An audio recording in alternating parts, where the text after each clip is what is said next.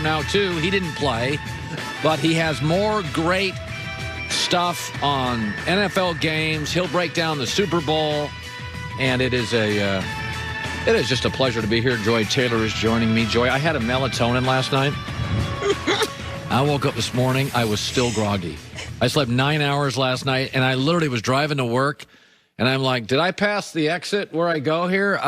Sometimes I'm not into drugs, but I like melatonin. I may have to scale back on that, Joy. You got to be careful with that stuff during the week. You're loading up on Red Bull. It's Super Bowl week. We got a lot of people to talk to. We do. Let me start with this new rule on the show. Our new rule on the show. If an athlete is aging, but he's not talking about retirement, then we are not going to talk about his retirement. Drew Brees, he talked about for a couple years his retirement. Brett Favre talked about his retirement forever. Big Ben, 6 years ago, was talking retirement. Phillip Rivers talked retirement. So it's fair game. Tom Brady is not only talking retirement. He was asked yesterday a question before a Super Bowl, and he said, I think we're going to be way better next year. Do we have the bite from Tom Brady? This is Tom Brady. When asked about a Super Bowl question, he pivots to next year. I want to improve and get better. And I think next year is going to be a lot better than this year. I feel like I'll be in a much better place mentally.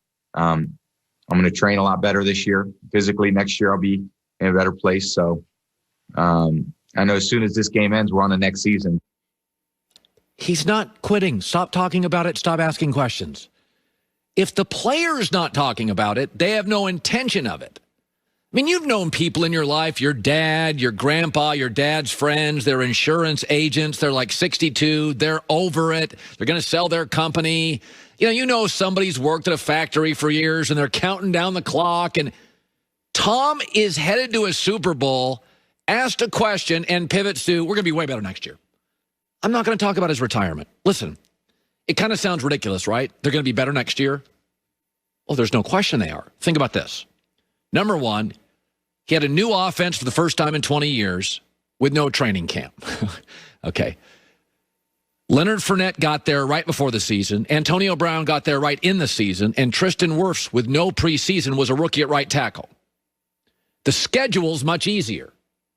Remember, they're a wild card team. They don't play a number one schedule. No Kansas City Chiefs, no Green Bay Packers, and they face the NFC East. And add this, every quarterback's better second year in a system. Here's another big break for the Buccaneers, is that Green Bay and Seattle are two of their big obstacles. We would admit that. Russell Wilson, Aaron Rodgers. Well, let's talk about Seattle. Oh, Matt Stafford's now in their division twice a year. And Kyler Murray's getting better. Seattle's road is tougher in division. What about Green Bay?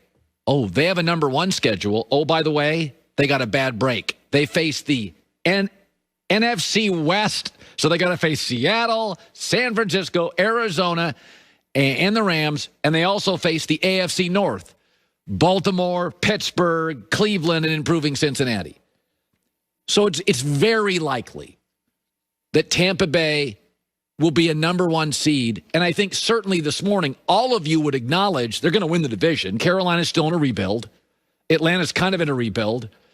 And New Orleans has no Drew Brees, not sure who's going to be quarterback, and way the hell over the cap, so they're going to move pieces. Add the fact that Jason Light, the general manager for the Bucs, unlike Belichick, is a great draft weekend guy. He has hit home run after home run in the draft. Listen, I know all you Brady haters don't want to hear this, but he signed a 2-year deal, and they are a mile ahead of where we thought they would be. They're ahead of the plan. They're one of 4 rosters in the NFL, maybe 3. They don't have a hole. I looked at mock drafts last night on Tampa. Their first pick, it's a defensive lineman. Their defensive line's already amazing. That's just more icing on the carrot cake. It's like they don't need it. They're literally at a surplus of talent at key positions. They don't have a need. They just draft best dude available. And that is a luxury about 3 teams in the NFL have. Even the Colts' excellent roster, they got to get another receiver. And that's an excellent roster.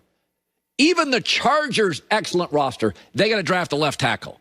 Even the Rams, excellent roster. They could use a speed receiver, and I'd go on the defensive line again.